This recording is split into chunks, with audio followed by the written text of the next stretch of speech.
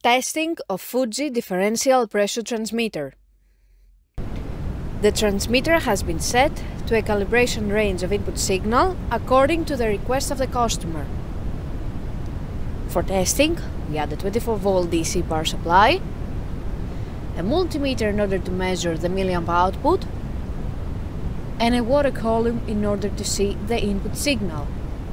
By manipulating the input signal, the unit reacts accordingly, and at the lowest set point, the output is 4 milliamp, and at the highest set point, the output is 20 milliamp.